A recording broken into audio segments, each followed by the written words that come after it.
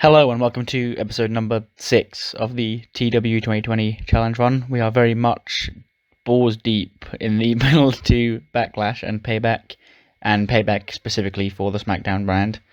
And this is the third episode of SmackDown Live, and a lot of the Payback card is going to be taking shape. So without any further ado, let's just jump straight into the show.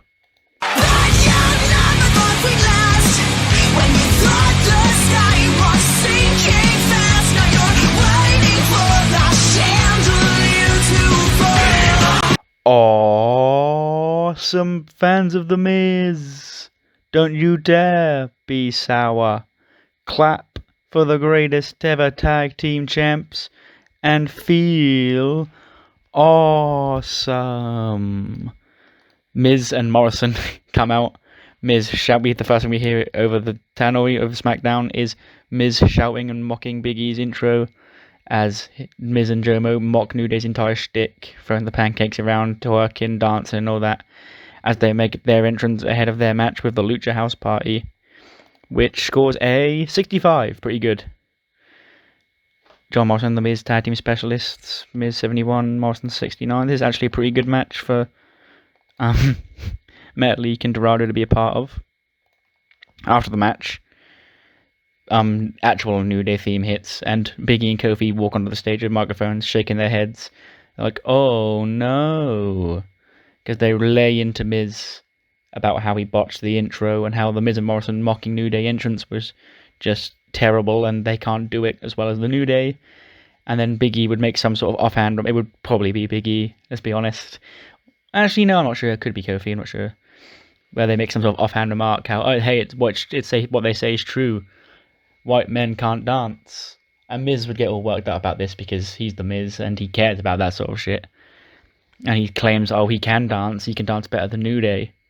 And then it all gets heated and he eventually ends up challenging Miz and Morrison challenge New Day to a dance-off next week on SmackDown. And Kofi accepts and says that when Big E and Kofi beat Miz and Morrison in the dance-off, they will get a tag team title match at Payback. So very, very high stakes dance-off on SmackDown next week. Miz and Morrison against the New Day. Promos are doing really good on this show. Jeff promo about how he overcome his demons to make it back to SmackDown. And he says that he's not going to stop here now he's finally back. He's going to become the new WrestleMania Champion in spite of anybody who told him he was a failure and he would never make it back here.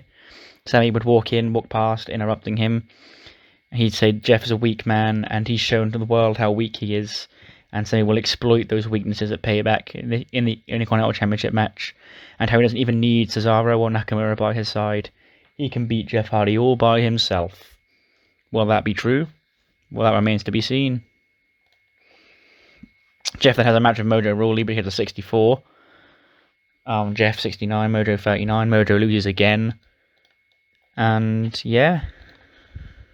Moving on to Bo, of course. How else do you follow up Mojo Rawley than with Bo Dallas? Bo knocks on Paige's office door, and Paige lets him in. He's like, Paige here, come in.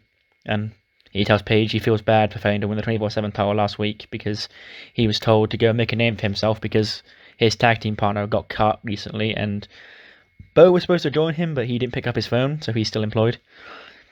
And then Paige begs Paige to give him another chance to make a name for himself. But before Paige can respond, we hear Dolph Ziggler and Sonya Deville butt in, and the camera pans to show them walking in, and they cut Bo off. Dolph goes to Paige and he demands to know. He's like, hey, this is your show. You're the SmackDown general manager. You must know everything that goes on around here. And he's like, yeah. And he's like, well, you must know who the hacker is. And Paige is like, well, the clue's in the name that he's a hacker. He's not actually supposed to be here. So, unfortunately, Dolph, I can't really help you with your issue here. And then Dolph's like, don't be silly, I know you know who he is. And then Paige is like, I'm your boss now, mate, so you need to stop raising your voice and speaking to me like that. And then Bo would jump to Paige's defense, like, yeah, don't talk to Paige like that, she's trying to do her job. And Sonya would slap Bo. And then, obviously, everything's getting heated, so Paige says to Bo, if you want to keep showing up to SmackDown, got a match with Dolph Ziggler up next, beat him, and you're more than welcome to stay here for now. But if you lose, you can join your tag partner Curtis in being fired. So big match for Bo Dallas coming up next. But before that, get a promo from Robert Roode.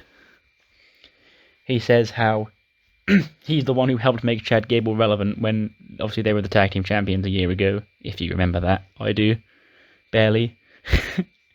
But he's the one who made Gable relevant in that tag team, and he leaves Gable alone to go to SmackDown or to go solo for a while, and now he's running around dressed like the last kid chosen in Dodgeball, and everything that Roode helped establish him as in that tag team has now been turned into a joke, which by proxy makes Roode look like a joke, and Roode won't be standing for people making him look like a joke.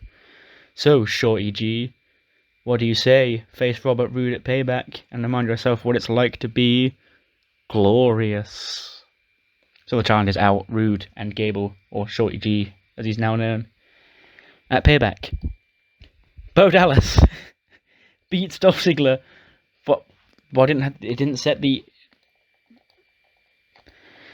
This never happened this often in... Oh, because I put decisive finish. That'll be the issue. Well, Bo defeats Dolph, Bo to roll up after Otis distracts Dolph. So Bo gets the win. He gets to keep his job for now. And after the match, if losing to Bo Dallas wasn't embarrassing enough for Ziggler, Bo scores the upset victory.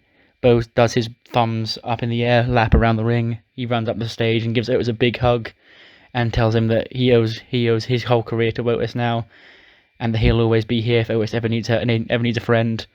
And then he's like, "Meh, I have Tucky," and Otis jumps into the ring, and he attacks Dolph Ziggler, and then he lays Dolph out again, and he backs into the corner for the Caterpillar, and he starts doing the worm across the ring, but Sonya lays on Dolph so that she would obviously take the front of the attack if Otis was to drop the elbow, but he doesn't want to drop the elbow on a woman, so he's like, "Meh, meh," until Mandy pulls Sonya off Ziggler, and then the two women get into a cat fight. And then Otis, of course, doesn't want to see Mandy and Sonya fighting, so he tries to pull her off, but then he gets hit by a super kick. Mandy gets laid out by Sonya, and the heels get the heat back after Otis helped Bo Dallas defeat Dolph Ziggler. So shit is now getting real on the road to the mixed tag match, Dolph Ziggler and Sonya Deville against Mandy Rose and Otis at Payback. Yeah.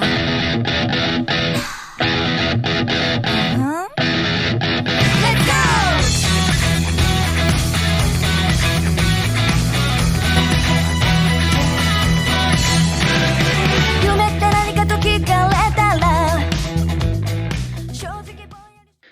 Lacey Evans has a promo. This one for... Wait, Tamina's not on... No, never mind. He's having an interview with Kayla Braxton about the attack from Dakota Kai and Raquel Gonzalez last week on her and Tamina. And then she has the word Dakota on her hand crossed out because she's going to give her the women's right next time she sees her, because it's her right to knock her out and prove that she's the hottest star on the SmackDown Women's division. And Tamina walks in and she's like, "No one's meaner than me. Not Raquel or not anyone. So enemies, the enemy of the enemies, my friend," sort of thing. Both Tamina and Lacey got taken out by Raquel and Dakota, so now they're sort of coming together to try and teach them two a lesson. Ladies and gentlemen, Elias. Elias is shouting in the ring about who wants to walk with Elias, blah blah blah, and then he starts to sing a song. Says about the IC title tournament, ignore that. That's like when I wrote this promo out.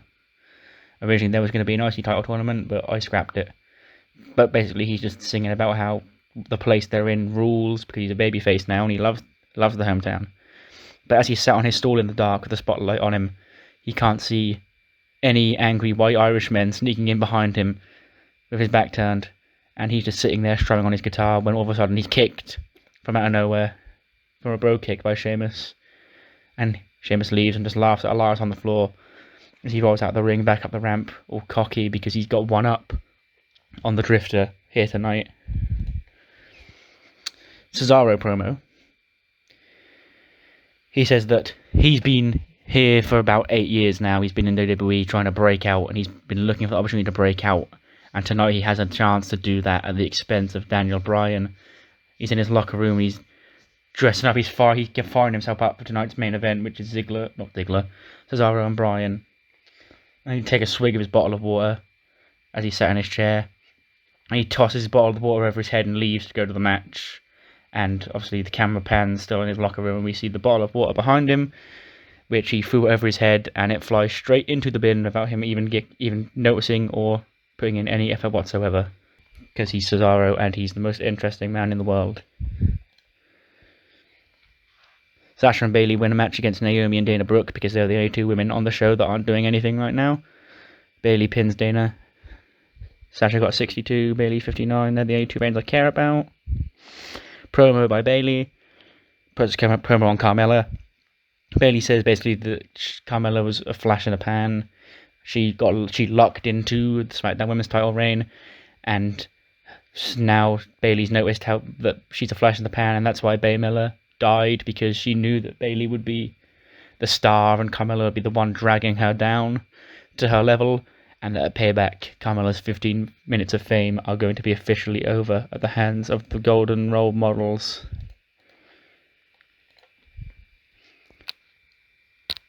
Banging match. Cesaro loses to Daniel Bryan in 1839, so he puts up one hell of a fight, but in the end Daniel Bryan was too good for him, defeats him with the yes lock in a 78, which I think is the best match I've done in the save so far. But that's not the actual main event. The actual main event is the Big Dog and the Big Strowman in a contract signing with Renee Young, and these two old enemies, of course, have their history, but now they're both babyfaces, so they're both very respectful of each other. They acknowledge that they've helped further each other's careers, and how they're both like one of the most difficult men each man has respectively had to ever step into the ring with, and that Payback will be a war. And then Braun's like, it's nice of you to actually show up this week, Big Dog. And Roman's like, oh, I'm just sat here, I'm waiting for my thank you. And Braun's like, oh, what? Roman's like, you need to thank me for your entire career, because where would you be without me? You made when you first came on the Raw as a single star, you made your name at my expense. You've made people love you at my expense. You got all these shots at my expense. You got the match against Goldberg at WrestleMania because of me. You have that title because I couldn't get it. So at Payback, if you're not gonna thank me for everything I did at your career, I'll just take back my reward, that being that Universal Championship that you have. And Braun's like, well, Roman, I made my name at your expense, but I'm my own man now. None of this is anything to do with you. This is to do with me terrorizing through everyone I ever met. And at Payback, you're going to get these hands. They both sign. They don't quite get confrontational. Like, well, they may flip the table over. Little Renee would get in the middle of them, and they'd both back away because their tension's flaring, but no physicality as SmackDown goes off the air. And we score a 77, and for the first time, we don't lose any pop. We had an 83 segment main event and a 78 match. We got a 77. Not sure how that adds up, but I'll take it. We didn't lose pop. We're finally on the road, lads. We're finally going to get there. Maybe Backlash and Payback will gain us pop. Who knows? Well, we will when we get there. But until then, I'll see you next time for Raw.